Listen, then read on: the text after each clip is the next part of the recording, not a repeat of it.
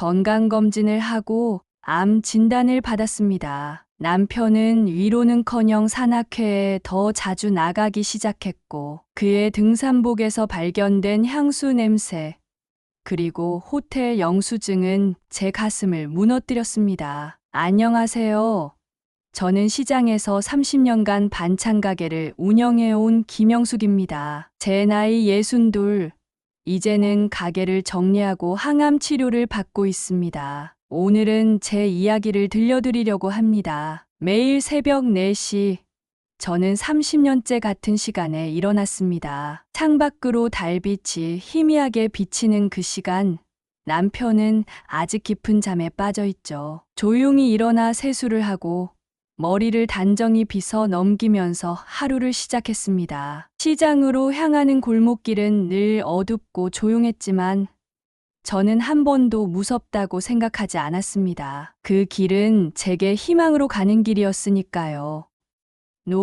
가게에 도착하면 제일 먼저 전날 절여둔 배추를 물에서 건져 물기를 빼고 미리 담가둔 멸치에서 육수를 우렸습니다. 시장 안에는 벌써 장사 준비로 분주한 상인들의 발걸음 소리가 들렸습니다. 저는 육수로 국을 끓이고 생선을 조리고 멸치를 볶았습니다. 갓 볶은 멸치에서 고소한 향이 퍼지면 지나가는 사람들이 저절로 발걸음을 멈췄죠. 남편이 중학교 교사였기에 우리 가정은 겉으로 보기엔 평범한 중산층이었습니다. 하지만 새들어 살던 반지하에서 아파트로 이사할 수 있었던 건 제 반찬 가게 덕분이었죠. 매일 새벽부터 밤늦게까지 발로 뛰며 번 돈을 한 푼, 두 푼 모아왔습니다. 사장님 반찬은 뭐가 달라도 달라요. 우리 아들이 다른 반찬은 안 먹어도 사장님 멸치볶음은 밥 한 그릇 뚝딱 해요. 칭찬을 들을 때마다 더 맛있는 반찬을 만들어야겠다는 욕심이 생겼습니다. 장을 볼 때면 조금이라도 더 신선한 재료를 고르려 돌아다녔고 맛있는 반찬 레시피가 있다는 소문만 들으면 먼 길도 마다하지 않고 배우러 다녔습니다. 매일 아침 7시면 진열대에 반찬들이 가지런히 놓였습니다. 도시락 반찬을 사러 오는 직장인들, 식당 반찬을 맡기는 동네 식당 주인들, 저녁거리를 찾는 주부들까지 하루 종일 손님들의 발길이 끊이지 않았습니다. 이렇게 부지런히 일하다 보니 어느새 강남에 내 집도 마련하고 아들도 대형 로펌의 변호사가 되었습니다. 가게를 하면서 힘들 때도 많았지만 지금 생각해보면 그 시간이 제 인생에서 가장 행복한 순간이었던 것 같습니다. 작년 늦가을 시장 상인회에서 단체로 건강검진을 받는 날이었습니다. 늘 바쁘다는 핑계로 미루기만 했는데 이번에는 옆 가게 약재상 아주머니가 직접 찾아와 등을 떠밀다시피 했습니다. 영숙 씨, 이번에는 꼭 같이 가요. 나이가 들수록 건강검진은 꼭 해야 해요. 아침 일찍 반찬을 준비해두고 건강검진을 받으러 갔습니다. 건강검진이 귀찮고 불편했지만 꾹 참고 견뎠습니다. 검사가 끝나고 결과를 기다리는데 간호사가 제 이름을 다시 불렀습니다. 김영숙님, 추가 검사가 필요합니다. 이쪽으로 오시겠어요? 그때부터 가슴이 덜컥 내려앉는 느낌이 들었습니다. 추가 검사를 받는 내내 손끝이 차갑게 식었습니다. 의사 선생님께서 사진을 보여주시며 설명하실 때는 귀에서 윙 하는 소리가 났습니다. 유방에서 종양이 발견되었습니다. 크기로 봐서는 조금 늦은 감이 있네요. 정밀 검사를 해봐야 하겠습니다. 정밀 검사 결과를 받으러 갈 때는 혼자 가지 않았습니다. 남편에게 말했더니 같이 가주었습니다. 하지만 남편의 표정이 좋지 않았습니다. 마치 귀찮은 일이 생긴 듯한 얼굴이었죠. 검사 결과는 유방암 3기였습니다. 의사 선생님은 조용히 하지만 단호하게 말씀하셨습니다. 수술이 필요합니다. 그리고 수술 후에는 항암 치료도 받으셔야 해요. 시간을 끌수록 위험해질 수 있습니다. 남편의 한숨 소리가 의사 선생님의 말씀과 겹쳐 들렸습니다. 그때 남편은 왜 한숨을 쉬었는지 이해하지 못했습니다. 그저 자신의 아내가 걱정되어서라고 믿었습니다. 집으로 돌아오는 차 안에서 남편은 말이 없었습니다. 저는 조심스레 가게 일을 어떻게 해야 할지 의논하고 싶었지만 남편의 차가운 표정에 차마 말을 꺼내지 못했습니다. 그날 밤 30년 동안 한 번도 빠지지 않고 열었던 가게 문을 닫아야 하는지에 대한 고민으로 잠을 못 이루었습니다. 아침이 되어 거울을 보는데 문득 달라진 제 모습이 보였습니다. 어제까지만 해도 보이지 않던 주름이 흰머리가 눈에 들어왔습니다. 마치 하룻밤 사이에 10년은 늙어버린 것 같았습니다. 진단 결과를 받은 후 일주일 동안 밤마다 고민했습니다. 가게를 잠시 쉬었다가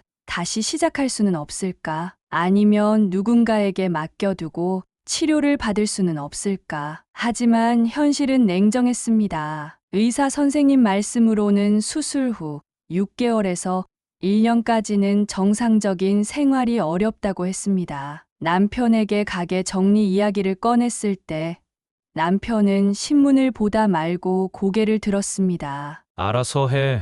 당신 가게니까. 그 무심한 말투에 가슴 한켠이 아려왔습니다. 30년 동안 우리 가정을 지탱해온 가게였는데 남편은 마치 남의 일처럼 대했습니다. 단골 손님들에게 가게를 정리한다는 소식을 전하는 일은 더욱 힘들었습니다. 매일 아침 반찬을 사러 오시던 할머니께서는 눈시울을 붉히셨습니다. 이제 누구 반찬을 먹나? 사장님 반찬이 제일 맛있는데 얼른 나와서 다시 오셔야 해요. 가게를 정리하는 과정은 제 인생을 정리하는 것처럼 느껴졌습니다. 오래된 양념통을 닦으며 첫 가게를 열던 날이 떠올랐고 낡은 앞치마를 정리하며 그동안의 세월이 주마등처럼 스쳐 지나갔습니다. 며칠 후 시장 상인회 회장님이 찾아오셨습니다. 권리금 이야기를 꺼내시더니 적정 가격을 제시해 주셨습니다. 하지만 저는 욕심을 부리고 싶지 않았습니다. 그저 빨리 치료를 시작하고 싶었을 뿐입니다. 이 자리가 얼마나 좋은 자리인지 제가 알지 않습니까? 시세대로 받으셔야죠. 마지막 장사를 하던 날 평소보다 일찍 재료를 준비했습니다. 모든 반찬을 정성껏 만들었습니다. 마지막이니까 더 맛있게, 더 예쁘게 만들고 싶었습니다. 찾아오는 단골 손님들마다 눈물바다가 되었습니다. 문을 닫기 전 가게를 한 바퀴 돌아보았습니다. 빈 진열대, 말끔히 정리된 주방, 반짝반짝 광이 나는 스테인리스 싱크대까지 모든 것이 처음 시작할 때처럼 깨끗했습니다. 다만 30년이라는 세월의 흔적만이 제 마음 한켠에 깊이 새겨져 있을 뿐이었습니다. 가게 문을 마지막으로 잠그면서 깨달았습니다. 이제 제 앞에 놓인 것은 암과의 싸움이라는 새로운 시작이라는 것을. 수술 날짜가 잡혔습니다. 12월의 마지막 주, 연말연시를 병실에서 보내게 될 거라고 의사 선생님이 말씀하셨습니다. 아들이 휴가를 내고 병원에 같이 가겠다고 했지만 바쁜 회사 일에 지장 있을까봐 만류했습니다. 수술 전날 병실에 혼자 누워있는데 한기가 들었습니다. 남편은 산악회 송년회에 참석한다며 병원에 오지 않았습니다. 문자 한 통 왔을 뿐입니다. 내일 수술 잘 받아. 밤새 잠을 설쳤습니다. 수술대에 오르기 전 마취약을 맞으며 마지막으로 든 생각은 가게에서 장사하던 때가 그립다는 것이었습니다. 깨어나 보니 회복실이었습니다. 왼쪽 가슴에는 둔중한 통증이 있었고 몸 곳곳에 주사 바늘이 꽂혀 있었습니다. 간호사가 수술이 잘 끝났다고 했지만 남편의 모습은 보이지 않았습니다. 보호자분은 아까 다녀가셨어요. 산에 가신다고 하시더라고요. 일반 병실로 옮긴 뒤에야 아들을 만날 수 있었습니다. 아들은 퇴근 후 병원으로 달려왔다며 제 손을 꼭 잡아주었습니다. 어머니, 제가 있을게요. 걱정하지 마세요. 수술 후 일주일, 의사 선생님은 암세포가 림프절까지 전이된 것을 발견했다며 항암 치료가 필수적이라고 했습니다. 6차에 걸친 항암 치료 일정을 들으며 제 손은 자꾸만 떨렸습니다. 첫 항암 치료는 새해 첫날부터 시작되었습니다. 차가운 약물이 혈관을 타고 들어올 때마다 온몸이 얼어붙는 것 같았습니다. 밤새 구토가 이어졌고 몸은 점점 더 힘들어졌습니다. 남편은 이틀에 한 번 정도 병문안을 왔습니다. 그마저도 늘 시계를 보며 서두르는 모습이었습니다. 제가 구토하고 있을 때면 질색하며 밖에 나가 있었고 머리카락이 빠지기 시작했을 때는 아예 병실에 들어오려 하지 않았습니다. 나는 이런 거 보는 게 힘들어. 당신도 알잖아. 두 번째 항암 치료가 시작될 무렵 제 머리카락은 거의 다 빠져버렸습니다. 거울을 볼 때마다 낯선 사람이 저를 바라보는 것 같았습니다. 하지만 더 아픈 건 남편의 달라진 눈빛이었습니다. 예전에 제게 보여주던 따뜻한 시선은 어디에도 없었습니다. 내가 아프지만 않았어도, 가게만 정리하지 않았어도 남편의 마음이 이렇게 변하지는 않았을까라며 밤마다 생각했습니다. 남편이 산악회에 가입한 건 3년 전 교직에서 은퇴하고 나서였습니다. 처음에는 한 달에 한두 번 정도였고 저는 오히려 반겼습니다. 평생 학교와 집만 오가던 남편에게 새로운 취미가 생긴다는 게 좋아 보였으니까요. 하지만 제가 암 진단을 받은 후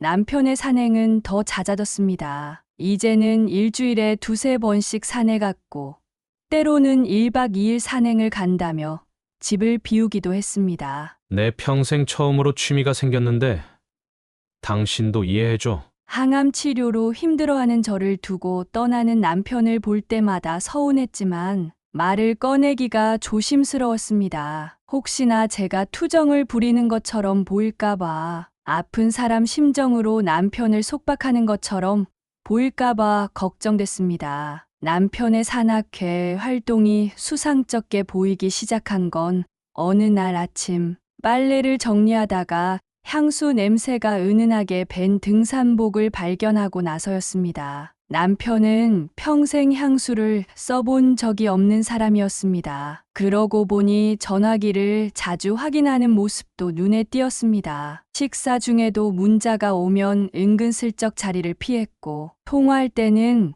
베란다로 나가곤 했습니다. 통화 상대를 물으면 늘 같은 대답이었습니다. 산악회 회장님이야. 이번 주 산행 일정 때문에 온 전화야. 한 번은 남편의 등산 가방을 정리하다가 립스틱이 묻은 손수건을 발견했습니다. 가슴이 덜컥 내려앉았지만 저는 스스로를 다독였습니다. 내 착각이겠지. 항암 치료 때문에 예민해진 거야. 설상가상으로 항암 치료 부작용이 심해져 화장실도 혼자 가기 힘들 때가 많았습니다. 하지만 남편은 그럴 때마다 피곤하다며 외면했고 산악회 일정을 핑계로 집을 비웠습니다. 당신 간병인 구해놨잖아. 내가 꼭 있어야 해. 어느 날은 제가 심하게 구토를 하고 있을 때 산악회 단체 사진이 찍힌 휴대폰 알림이 왔습니다. 회원들 사이에서 환하게 웃고 있는 남편의 모습이 보였습니다. 그리고 그 옆에 서 있는 한 여자가 눈에 들어왔습니다. 세련된 중년 여성이었습니다. 그날 밤 남편이 샤워를 하는 동안 휴대폰 문자를 훔쳐보고 싶은 충동이 들었습니다. 하지만 그러지 않았습니다. 아직도 남편을 믿고 싶었고 제 의심이 기우이기를 바랐으니까요. 세 번째 항암 치료가 시작될 무렵 남편의 태도는 더욱 차가워졌습니다. 아침 식사 때면 신문만 보다가 일어섰고 저녁에는 텔레비전만 보다가 잠들었습니다. 제가 말을 걸면 짧게 대답하고 말았죠. 가게도 정리했는데 앞으로 생활비는 어떻게 할 생각이야? 내 연금으로는 택도 없어. 어느 날은 제가 기운이 없어 누워있는데 남편이 갑자기 통장을 들고 왔습니다. 가게 정리하면서 받은 권리금은 어디에 넣어뒀어? 그 말에 순간 가슴이 철렁 내려앉았습니다. 30년 동안 입에 올린 적 없던 돈 이야기를 꺼내는 남편의 모습이 낯설었습니다. 적금 들어뒀어요. 앞으로 생활할 돈인데. 왜 그러시나요? 남편은 제 대답을 듣자마자 굳은 표정으로 방을 나갔습니다. 그날 이후 남편은 재산 이야기를 자주 꺼냈고 무언가 고민하는 모습을 보였습니다. 밤에 잠든 남편의 휴대폰이 진동으로 울릴 때면 가슴이 덜컥 내려앉았습니다. 한 번은 새벽에 깨어보니 남편이 베란다에서 조용히 통화하고 있었죠. 내일 아침 등산. 응. 나도 기대돼. 간병인 아주머니 비용은 보험이 안 됐지만 제가 모아둔 돈으로 해결할 수 있었습니다. 그런데 남편은 그마저도 불만이었습니다. 간병인을 꼭 써야 해.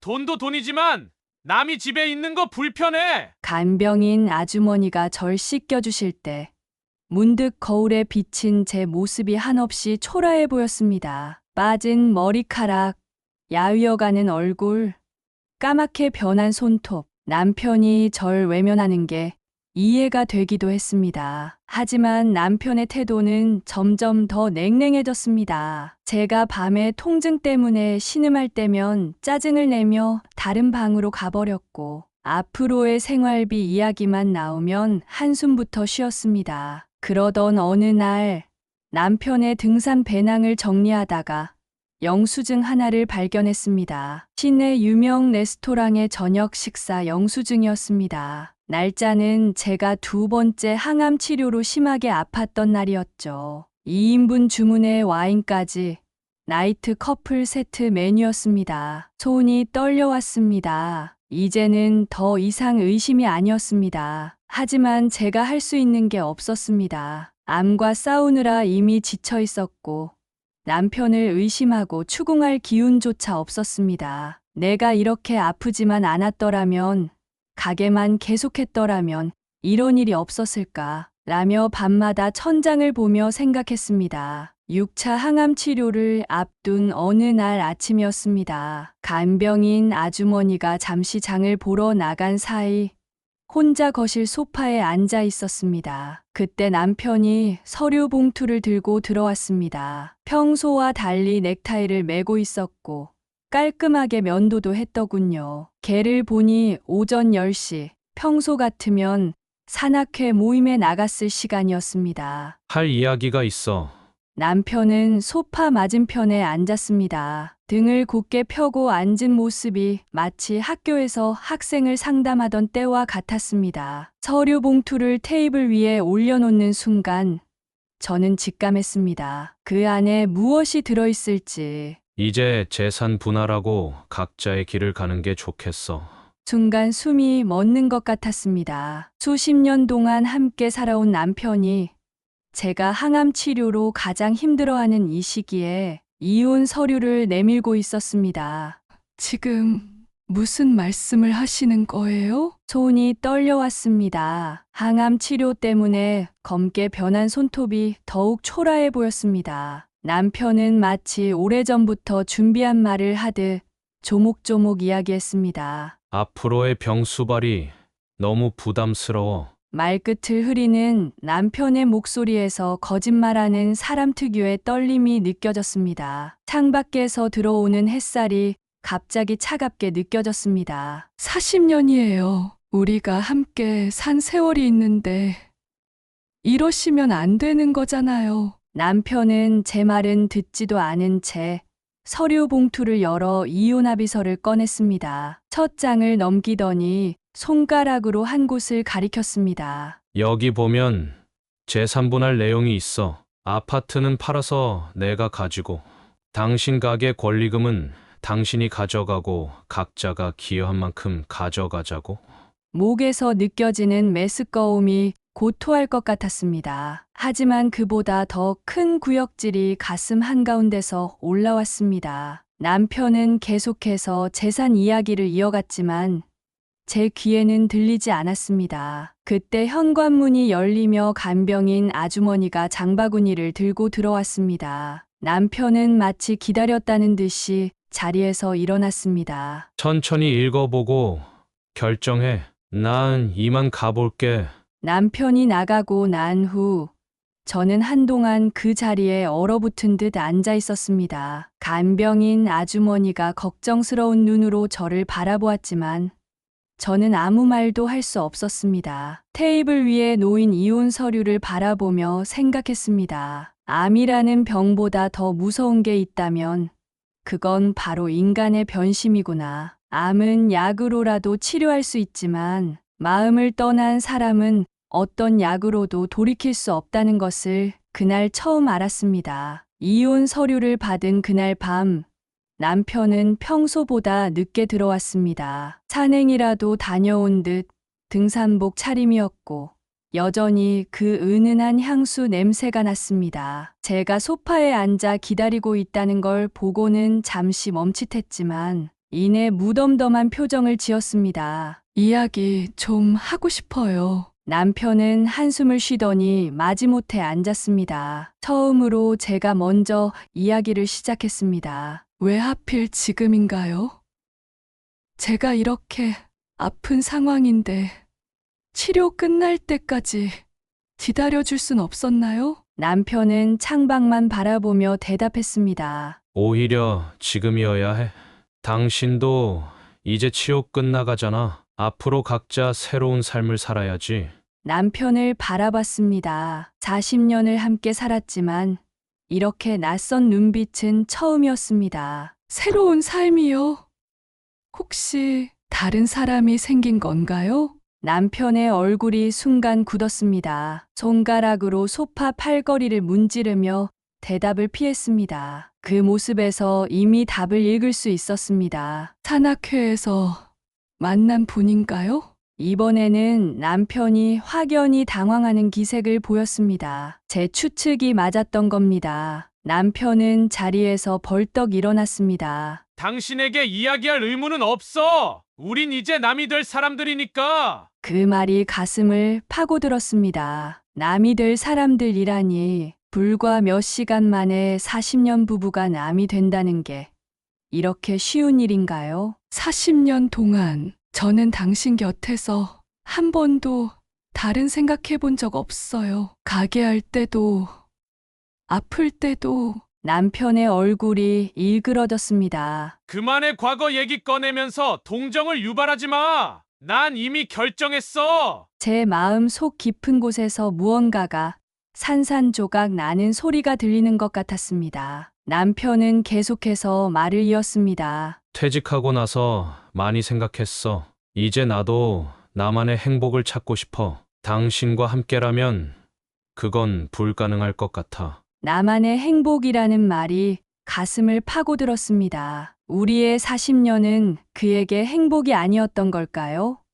목소리가 떨리기 시작했습니다. 그럼 제가 암에 걸리지만 않았어도 계속 함께 했을 건가요? 남편은 고개를 저었습니다. 아니, 그렇진 않았을 것 같아. 그 말을 끝으로 남편은 방으로 들어가 버렸습니다. 저는 한동안 그대로 앉아 있었습니다. 창밖으로 보이는 달빛이 유난히 차갑게 느껴졌습니다. 40년이란 세월이 한순간에 무너져 내리는 소리를 들으며 이제는 돌이킬 수 없다는 것을 깨달았습니다. 이혼 이야기가 나온 후 처음으로 통장 잔고를 꼼꼼히 확인해 보았습니다. 다행히 실비보험이 있어 치료비 부담은 크지 않았지만 앞으로의 생활이 걱정되기 시작했습니다. 간병인 아주머니를 마주하는 게 미안해졌습니다. 아무리 적금을 붓고 보험을 들어뒀다 해도 혼자서 이 모든 걸 감당하려면 빠듯할 것 같았습니다. 사모님, 오늘은 죽 드실래요? 밥 드실래요? 늘 하던 질문인데 이날따라 눈물이 났습니다. 앞으로 얼마나 더 간병인 아주머니의 도움을 받을 수 있을까 하는 생각이 들었기 때문입니다. 그날 저녁 식탁에 앉아 가계부를 펼쳤습니다. 한 달 생활비, 간병인 비용, 병원 방문 시 택시비, 영양제와 보조식품 값까지 숫자를 적어내려가는 손이 떨렸습니다. 남편은 이혼 서류와 함께 위자료, 포기각서도 요구했습니다. 30년 동안 모아온 가게 통장을 보며 마음이 무거워졌습니다. 이 돈으로 얼마나 버틸 수 있을까? 아주머니, 이제 매일 오시지 마시고 이틀에 한 번만 와주시면 안 될까요? 간병인 아주머니는 제 얼굴을 걱정스럽게 바라보았습니다. 힘드실 텐데 혼자 어떻게 하시려고요? 남편은 이제 거실 소파에서 잠을 잤습니다. 아침이면 일찍 나가고 밤늦게 들어왔습니다. 식사비가 줄어든 건 다행이지만 혼자 먹는 밥상이 너무 쓸쓸했습니다. 약국에서 영양제를 고르다가 가격표를 보고 한숨이 나왔습니다. 이제는 이것도 줄여야 하나 고민되기 시작했습니다. 통장 잔고를 보며 계산기를 두드렸습니다. 가게 권리금으로 받은 돈, 그동안 모아둔 적금, 이혼하고 나면 이 돈으로 새 집도 구해야 하고 생활비도 해결해야 했습니다. 밤에 잠이 오지 않았습니다. 창밖 달빛을 보며 생각했습니다. 30년 동안 한 번도 돈 걱정해 본 적 없었는데 이제는 매일 통장 잔고를 확인하는 제 모습이 낯설기만 했습니다. 문득 반찬 가게를 하며 받았던 현금들이 떠올랐습니다. 그때 조금이라도 더 저축해둘 걸, 보험을 더 들어둘 걸 하는 후회가 밀려왔습니다. 하지만 이내 고개를 저었습니다. 아무리 돈을 더 모았어도 남편의 마음은 돌아오지 않았겠지요. 어느 날 치료 후유증으로 힘들어 집에서 쉬고 있는데 현관 초인종이 울렸습니다. 간병인 아주머니가 문을 열어보니 옛날 단골 손님이 찾아오셨습니다. 선생님 댁에 찾아와서 죄송해요. 하지만 제가 꼭 드릴 말씀이 있어서요. 20년 넘게 반찬을 사 가시던 분이었습니다. 지금은 다른 동네로 이사 가셨다는데 일부러 절 찾아오셨다고 했습니다. 어머, 이렇게 찾아와 주시고 앉으세요. 선생님 남편 되시는 분 말씀인데 손님의 표정이 어두워지는 걸 보고 가슴이 덜컥 내려앉았습니다. 손님은 조심스럽게 말을 이어갔습니다. 지난주 토요일 시내 고급 레스토랑에서 남편을 봤다고 했습니다. 세련된 중년 여성과 함께였고 너무나 다정한 모습이었답니다. 손님은 처음엔 눈을 의심했다고 했습니다. 둘이 손을 잡고 있더라고요. 제가 우연히 그 식당에 있어서 이야기를 듣게 되었어요. 여자는 산악회 회원이라고 했습니다. 과거 남편의 첫사랑이었던 사람이 미국에서 돌아와 산악회에서 제외했다는 이야기도 덧붙이셨습니다. 그 여자분이 미국에서 사별하고 돌아왔다던데 산악회 사람들 사이에선 다 아는 이야기래요. 손님의 말씀을 듣는 동안 온몸에 힘이 빠져나갔습니다. 그동안의 의심과 불안이 하나둘씩 실체를 드러내는 것 같았습니다. 은은한 향수 냄새, 잦아진 산행, 늦은 귀가, 차가워진 태도, 모든 것이 이제야 설명이 되었습니다. 선생님이 이렇게 치료받고 계시는데 너무하시는 거 아닙니까? 이걸 알고도 모른 척하고 넘어가는 게 선생님께 너무 죄송해서 찾아왔어요. 손님은 휴대폰을 꺼내더니 사진을 보여주셨습니다. 식당 안의 모습이 흐릿하게 찍혀 있었지만 남편의 뒷모습은 분명했습니다. 그리고 그 맞은편에 앉아있는 세련된 여성의 모습도. 사진은 문자로 보내주세요. 정말 감사합니다. 손님이 돌아가신 후 소파에 한동안 그대로 앉아 있었습니다. 창밖으로 노을이 지고 있었습니다. 문득 남편이 그토록 급하게 이혼을 서두른 이유를 알 것 같았습니다. 새로운 사랑을 위해 40년을 함께한 아픈 아내는 하루빨리 정리하고 싶었던 거겠지요. 손님이 다녀가신 후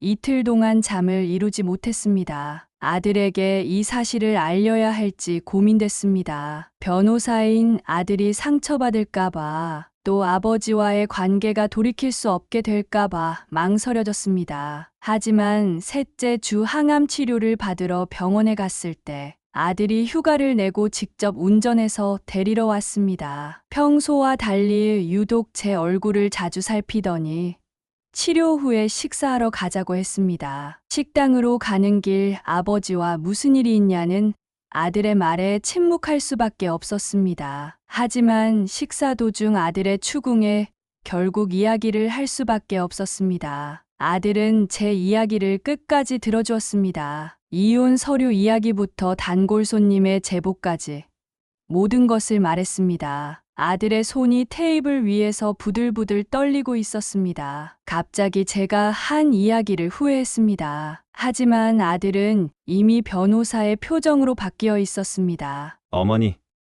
이제부터는 제가 나서겠습니다. 아버지가 요구하신 위자료 포기각서는 절대 쓰시면 안 됩니다. 아들은 수첩을 꺼내 뭔가를 적기 시작했습니다. 산악회 회원들의 연락처도 필요하다고 했고 단골 손님의 연락처도 여쭤봤습니다. 어머니가 30년간 가게 하면서 번 돈이에요. 재산 분할도 공정하게 해야 합니다. 무엇보다 불륜 사실이 있다면 이혼 과정에서 중요한 변수가 됩니다. 아들의 차분한 목소리에 마음이 조금 놓였습니다. 하지만 한편으로는 더 마음이 아팠습니다. 내 아들이 아버지를 상대로 이혼 소송을 준비해야 한다는 사실이 너무 비참했습니다. 아들은 제 손을 꼭 잡았습니다. 아니요. 어머니, 이제는 제가 어머니를 지키겠습니다. 아버지라고 해서 이런 행동이 용납될 순 없습니다. 그날 저녁 아들은 제가 모아둔 통장과 서류들을 정리해 주었습니다. 그리고 앞으로의 계획을 차근차근 설명해 주었습니다.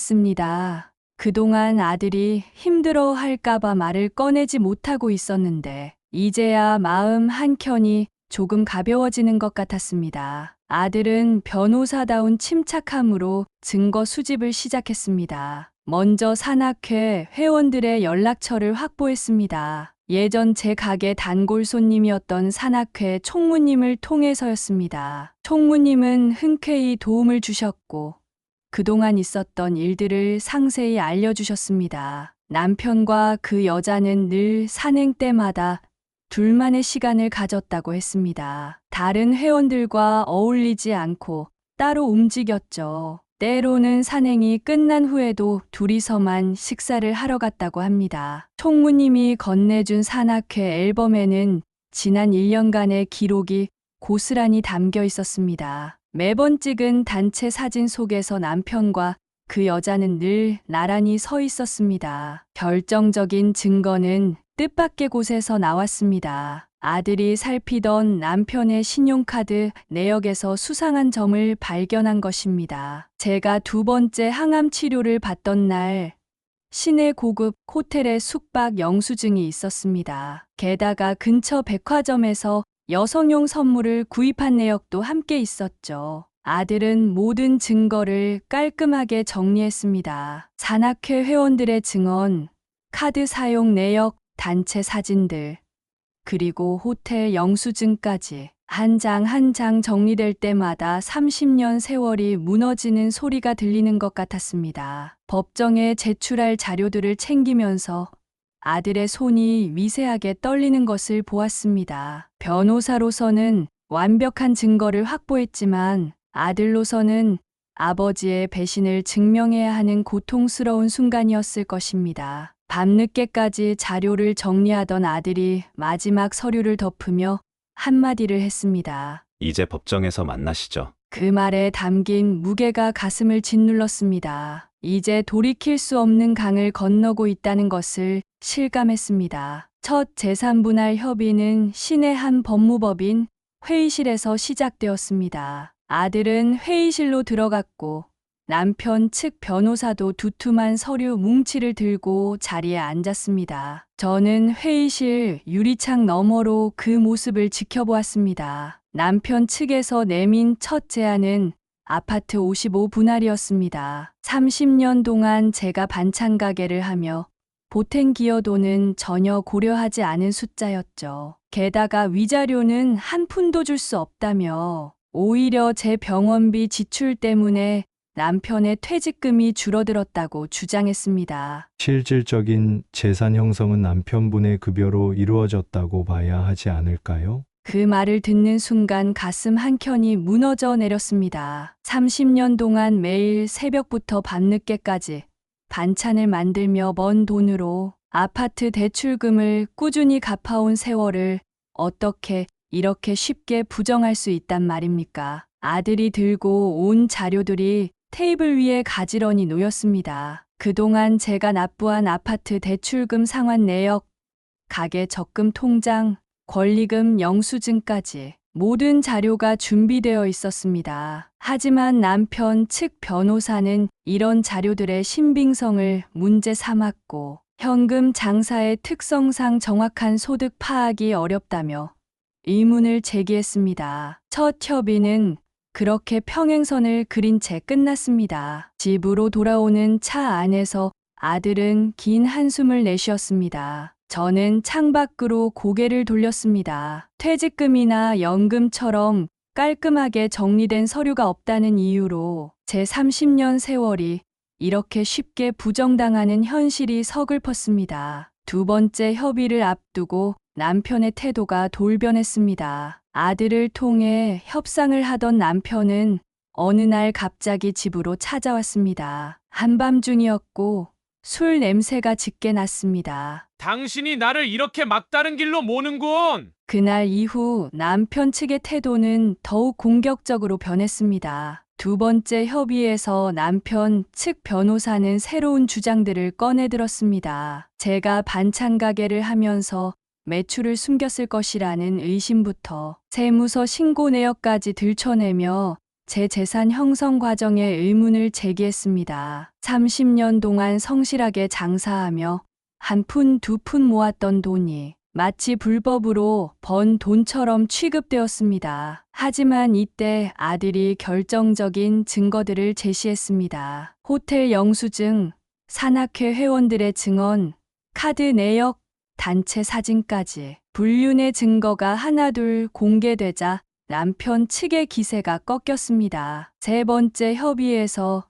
그들은 마침내 태도를 바꾸었습니다. 최종 합의는 예상보다 빨리 이루어졌습니다. 아파트는 80%로 분할하고 퇴직금과 개인 연금은 남편의 몫으로, 가계 적금과 권리금은 제 몫으로 인정받았습니다. 추가로 위자료 1억을 받기로 했습니다. 합의서에 도장을 찍는 순간 이상하게도 마음이 편안해졌습니다. 도장을 찍으며 생각했습니다. 30년 전 처음 가게 문을 열던 날의 설렘도, 아파트 계약서에 도장 찍던 날의 기쁨도 이제는 모두 지나간 일이 되었다고요. 제3분할 합의를 마치고 일주일이 지났을 때였습니다. 병원 로비에서 마주쳤습니다. 남편의 첫사랑이라는 그 여자였습니다. 세련된 옷차림에 화장도 진했습니다. 제가 항암 치료로 빠진 머리카락을 가리려 쓴 모자와는 대조적이었죠. 그제야 기억났습니다. 20살 때 같은 동아리에서 만났던 그 얼굴. 남편과 그녀가 가까웠다는 걸 알았지만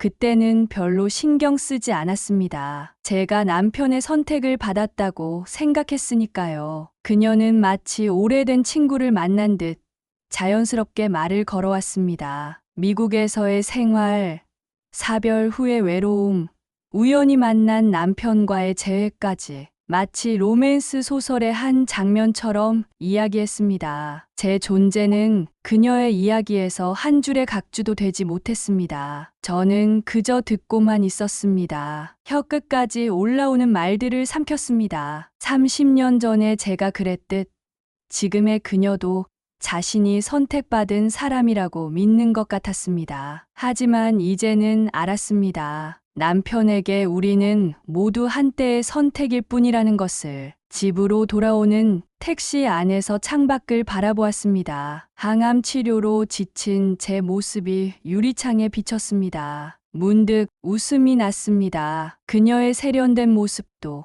완벽한 화장도 결국은 저도 30년 전에 지녔던 것들이었습니다. 시간이 흐르면 그녀도 알게 되겠죠. 사랑은 지키는 것이 아니라 매일매일 새로 만들어가는 것이라는 걸. 그리고 그것을 모르는 사람과는 영원한 사랑도 없다는 것을. 아들의 도움으로 새 아파트를 계약했습니다. 합의금으로 받은 아파트 분할금 4억 8천과 위자료 1억으로 전세를 구했습니다. 햇빛이 잘 드는 방향이었고 무엇보다 병원과 가까워서 통원 치료하기 좋았습니다. 은행에 가서 통장을 정리했습니다. 가계 적금과 권리금을 모두 새 통장으로 옮기고 남편과 공동 명의로 된 계좌들을 해지했습니다. 30년 동안 모아온 적금 통장을 들여다보니 그동안의 세월이 고스란히 담겨 있었습니다. 매일같이 장사하면서 빠짐없이 부은 적금. 그때는 힘들었지만 지금은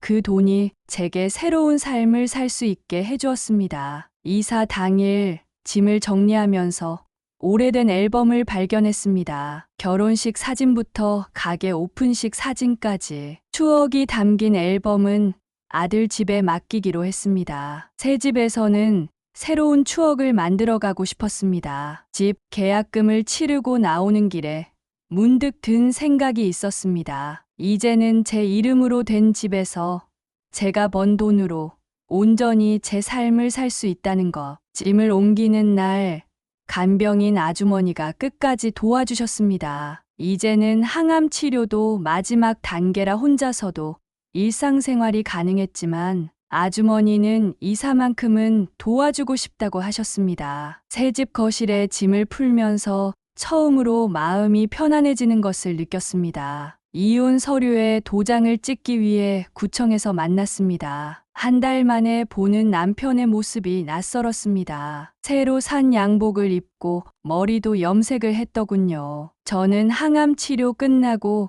이제 막 새로 난 짧은 머리를 쓰다듬으며 자리에 앉았습니다. 치료는 잘 끝났나 보네.